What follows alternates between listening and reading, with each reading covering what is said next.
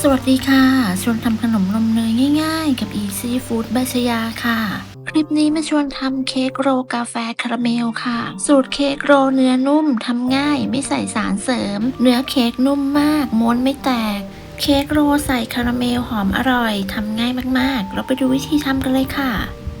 ขั้นตอนแรกแจ็คละลายผงกาแฟกับน้ำร้อนเสร็จแล้วก็คนให้เข้ากันจากนั้นก็พักไว้ให้เย็นต่อไปก็มาทำตัวเค้กกันเลย เริ่มจากการแยกไข่ ใช้เป็นไข่ไก่เบอร์2จำนวน3ฟอง แยกไข่แดงและไข่ขาวออกจากกัน โดยระวังอย่าให้มีไข่แดงติดไปในไข่ขาว และควรเลือกใช้เป็นไข่สดใหม่ เค้กจะได้ไม่คาว ไข่ขาวก็จะได้ตีขึ้นง่าย แยกไข่เสร็จแล้วเราก็มาทำส่วนผสมของไข่แดงกันต่อ ใส่น้ำตาลทรายและเกลือลงไปในไข่แดง ตามด้วยน้ำมันรำข้าวและน้ำกาแฟที่เราทำไว้ จากนั้นใช้ตะกร้อมือคนส่วนผสมให้เข้ากัน เมื่อผสมจนเข้ากันดี ต่อไปเราก็จะใส่แป้ง ร่อนแป้งเค้กลงไปในส่วนผสมจะใช้เป็นแป้งโบแดงนะคะ จากนั้นก็ใช้ตะกร้อมือคนส่วนผสมให้เข้ากันด้วยความเร็ว คนให้เข้ากันด้วยความเร็วจนหมดผงแป้ง เสร็จแล้วก็จะพักส่วนผสมของไข่แดงนี้ไว้ก่อน ต่อไปเรามาตีไข่ขาว เปิดสปีดความเร็วกลาง ตีไข่ขาวให้ขึ้นฟองหยาบเล็กน้อย จากนั้นใส่น้ำมะนาวหรือครีมออฟทาท่าลงไป เสร็จแล้วก็ใส่น้ำตาลทรายลงไป โดยแจ็คแบ่งใส่น้ำตาลทราย3ครั้ง แต่ละครั้งก็ให้ห่างกันประมาณ 10-15 วินาที ใส่น้ำตาลทรายจนหมดเราก็จะตีไข่ขาวต่อ จนกระทั่งไข่ขาวของเรามีลักษณะเป็นสีขาวนวล เป็นริบบอนตั้งยอดอ่อนปานกลาง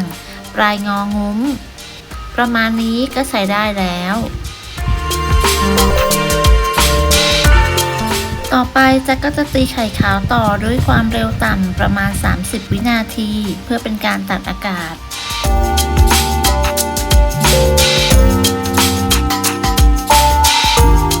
นำไข่ขาวที่ตีได้มาผสมกับส่วนผสมของไข่แดงที่เราทำไว้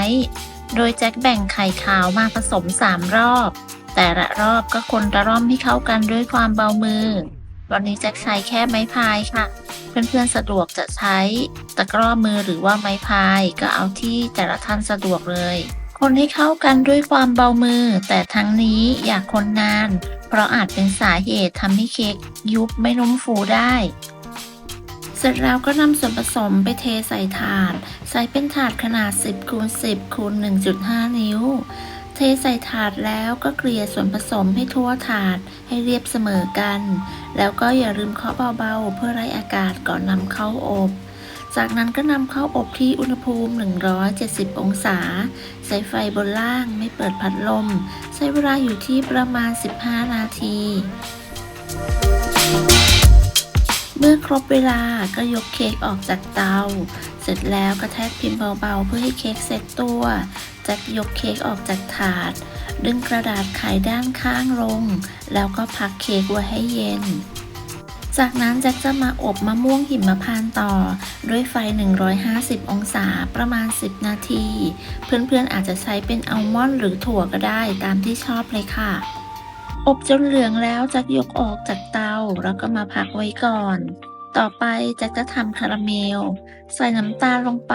ตามด้วยน้ำเปล่า จากนั้นจะเปิดไฟอ่อน ปล่อยให้น้ำตาลทรายละลายโดยไม่ต้องคนจนกระทั่งน้ำตาลทรายเดือดแล้วก็มีสีเข้ม อย่าให้เข้มมากเพราะจะขมนะคะ จากนั้นปิดไฟแจ็คใส่วิปปิ้งครีมลงไป แล้วก็คนให้เข้ากัน ระหว่างนี้แจ็คปิดไฟไว้นะคะ คนจนเข้ากันดีแล้วจากนำไปตั้งไฟอีกรอบหนึ่งค่ะ เปิดไฟอ่อนคนไปเรื่อยๆจนกระทั่งคาราเมลเดือด เมื่อเดือดดีแล้วจะปิดไฟค่ะ แล้วก็ใส่เนยลงไปจะใส่เป็นเนยเค็มนะคะ ถ้าเพื่อนๆใส่เนยจืดก็อย่าลืมเติมเกลือลงไปเล็กน้อยค่ะ จากนั้นคนต่อจนกระทั่งเนยละลาย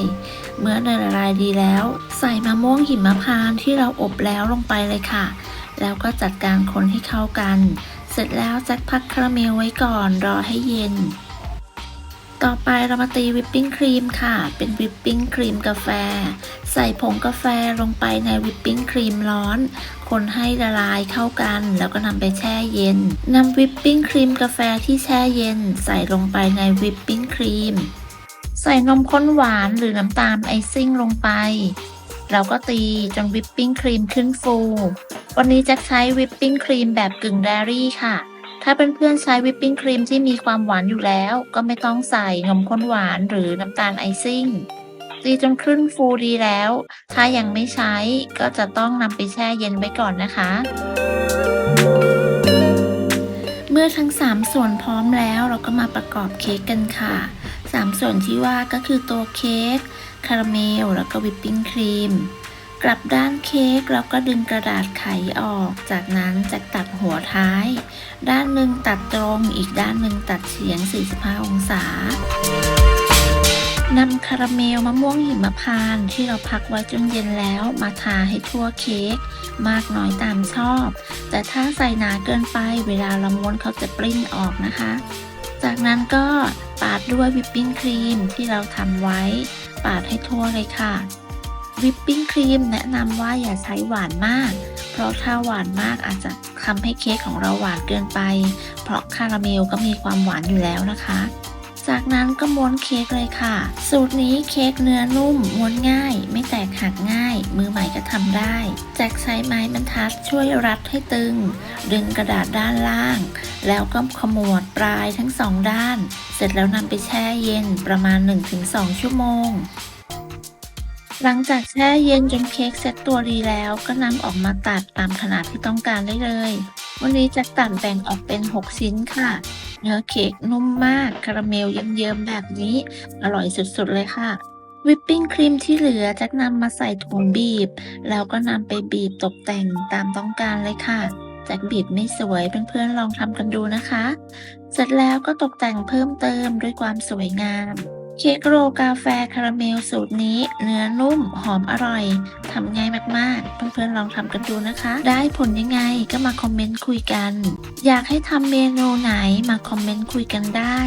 ขอบคุณสำหรับการติดตามรับชมคลิปนี้นะคะถ้าเพื่อนๆชอบก็อย่าลืมกดไลค์กดแชร์กดติดตามเพื่อเป็นกำลังใจให้กันด้วยค่ะสำหรับคลิปนี้จะต้องลาไปก่อนพบกันใหม่ในคลิปหน้าสวัสดีค่ะ